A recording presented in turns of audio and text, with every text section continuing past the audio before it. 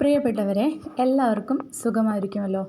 ഈ കഴിഞ്ഞ ലോക്സഭ ഇലക്ഷൻ്റെ റിസൾട്ട് ജൂൺ 4-നാണ് വരിക എന്ന് നമുക്കെല്ലാവർക്കും അറിയാം. അതുമായി ബന്ധപ്പെട്ട് ഒരുപാട് പ്രവചനങ്ങൾ നിങ്ങളിപ്പോൾ കേട്ട് മടുത്തിരിക്കുകയായിരിക്കും ഒരുപക്ഷെ. അതിൻ്റെ കൂടെ ഇപ്പോൾ എൻ്റെ ഒരു പ്രവചനം കൂടി ഇതാ വരികയാണ്. ഒരുപക്ഷെ നിങ്ങൾക്ക് കേൾക്കാൻ ഇഷ്ടമില്ലെങ്കിൽ മാപ്പ് ചോദിക്കുന്നു. ഞാൻ എന്തടിസ്ഥാനമാക്കിയിട്ടാണ് പ്രവചിക്കുന്നത് എന്നൊരു ചോദ്യം നിങ്ങളുടെ മനസ്സിൽ നിന്നും ഉണ്ടായേക്കാം. ഞാൻ പറയാം. ഞാൻ ആളുകളുടെ ഇടയിലേക്ക് ഇറങ്ങി ചെന്ന് നിങ്ങൾ ആർക്കാണ് വോട്ട് ചെയ്തത്, എന്താണ് ഇവിടുത്തെ രാഷ്ട്രീയ ചുറ്റുപാട് എന്ന് ചോദിച്ചിട്ടല്ല ഞാൻ പ്രവചനം നടത്തുന്നത്.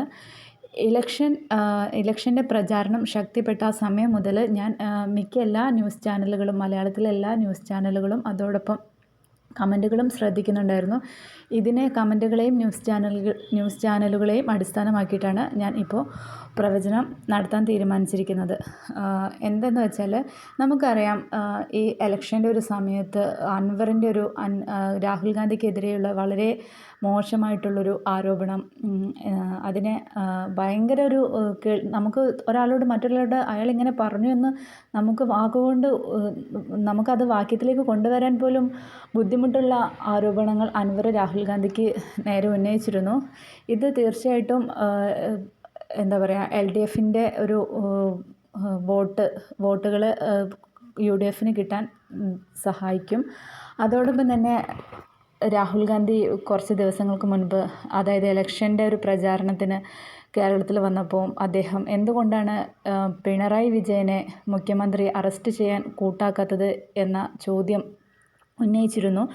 അതിനുശേഷം ഇലക്ഷൻ്റെ തലേ ദിവസം ശോഭ സുരേന്ദ്രൻ്റെ വെളിപ്പെടുത്തലും ഇലക്ഷൻ്റെ അന്നേ ദിവസം EP ജയരാജൻ്റെ കുറ്റസമ്മതവും എല്ലാം കൂടി കൂട്ടിച്ചേർത്ത് വായിക്കുമ്പോൾ നമുക്ക് മനസ്സിലാക്കാൻ സാധിക്കും, രാഹുൽ ഗാന്ധി ഒന്നും കാണാതെ ഒന്നും പറയില്ല.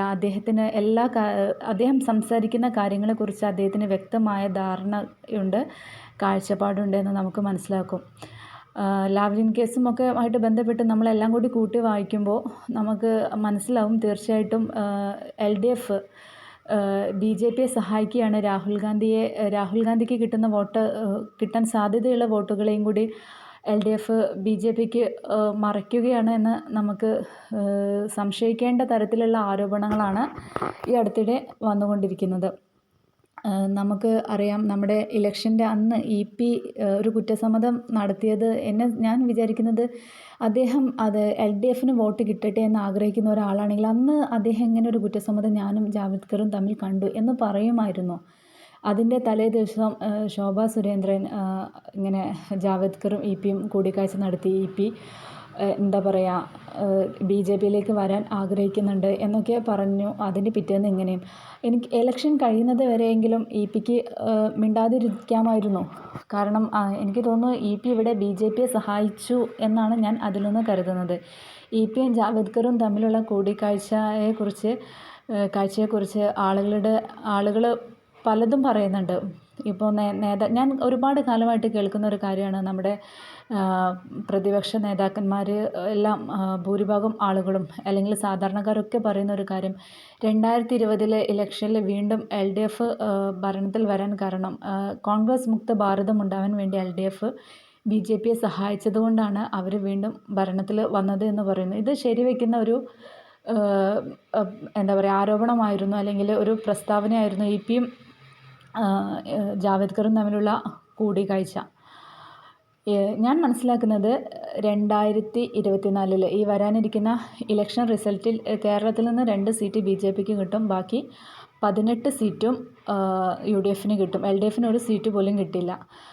ഈ ഒരു 2 സീറ്റ് BJPക്ക് കിട്ടുമെന്ന് പറയുന്നത് LDF BJPയെ സഹായിച്ചു എന്ന ആരോപണങ്ങൾ സത്യമാണെങ്കിൽ ഉറപ്പായിട്ടും BJPക്ക് 2 സീറ്റ് ഉറപ്പായിട്ടും കിട്ടും. ആ ആരോപണങ്ങൾ സത്യമാണെങ്കിൽ, അതല്ല രാഷ്ട്രീയ പ്രേരിതമാണെങ്കിൽ, ഈ ആരോപണങ്ങളെല്ലാം വെറും രാഷ്ട്രീയം മാത്രമാണ് അല്ലെങ്കിൽ രാഷ്ട്രീയ പ്രേരിതമാണെങ്കിൽ ഉറപ്പായിട്ടും 20 സീറ്റും UDFന് തന്നെയായിരിക്കും കിട്ടുക. LDFന് ഒരു സീറ്റ് പോലും കിട്ടില്ല. പിന്നെ രാഹുൽ ഗാന്ധിക്കെതിരെയുള്ള പ്രസ്താവനകളും എല്ലാം LDFന് ഭയങ്കര വിനയായി മാറിയിട്ടുണ്ടാവും. അല്ലെങ്കിലും ഒരു ലോക്സഭ ഇലക്ഷൻ വരുമ്പോൾ ഉറപ്പായിട്ടും നമ്മുടെ രാഹുൽ ഗാന്ധിയെ കണ്ടുകൊണ്ട് ആളുകൾ UDFന് തന്നെയായിരിക്കും വോട്ട് ചെയ്യുക. കമൻറ്റുകൾ വായിച്ചു ഞാൻ മനസ്സിലാക്കിയ കാര്യം എന്തെന്ന് വെച്ചാൽ, ഒരു ഭരണവിരുദ്ധ വികാരം ജനങ്ങൾക്കിടയിൽ ശക്തിപ്പെട്ടിട്ടുണ്ട്. ആളുകൾക്ക് മടുത്തു തുടങ്ങിയിട്ടുണ്ട്. കൈരളി ന്യൂസിലെ കമൻറ്റുകൾ പോലും ഭയങ്കര എന്താ പറയുക, ആരോപണങ്ങളാണ്. അല്ലെങ്കിൽ ഒരു മടുപ്പ് തോന്നിയിട്ടുള്ള LDF മടുത്തു എന്ന് തോന്നിയിട്ടുള്ള കമൻറ്റുകളാണ് കൈരളി ന്യൂസിൽ പോലും. എനിക്ക് കുറേ കാലം കൊണ്ട് ഈ ഇലക്ഷനുമായി ഞാൻ കാര്യമായിട്ട് ഇലക്ഷൻ്റെ ആ ദിവസങ്ങൾ തൊട്ടാണ് ഞാൻ കൈരളി ന്യൂസൊക്കെ വാച്ച് ചെയ്യാൻ തുടങ്ങിയത്. അപ്പോൾ കമൻറ്റുകളൊക്കെ വായിച്ച് നോക്കുമ്പോൾ എനിക്ക് അങ്ങനെയാണ് മനസ്സിലാവുന്നത്. എൻ്റെ ഈ ഒരു പ്രവചനം ഒരുപക്ഷെ ശരിയായിരിക്കാം, അല്ലെങ്കിൽ തെറ്റായിരിക്കാം. ഞാൻ പറഞ്ഞല്ലോ, ഞാൻ ന്യൂസുകളെയും കമൻറ്റുകളെയും ആസ്പദമാക്കിയിട്ടാണ് ഇങ്ങനെ ഒരു പ്രവചനം നടത്തിയിട്ടുള്ളത്. ഞാൻ ആഗ്രഹിക്കുന്നത് BJPക്ക് ഒരു സീറ്റ് പോലും കിട്ടരുത്, 20 സീറ്റും UDFന് കിട്ടണേ എന്നാണ് ഞാൻ ആഗ്രഹിക്കുന്നത്. പക്ഷേ ഞാൻ വാർത്തകളെ അടിസ്ഥാനമാക്കിയിട്ടാണ് 2 സീറ്റ് BJPക്ക് കിട്ടും എന്ന് പറഞ്ഞത്, ബാക്കി 18 UDFന് കിട്ടുമെന്ന് പറഞ്ഞത്. എല്ലാവർക്കും നന്മയുണ്ടാവട്ടെ. Thank you.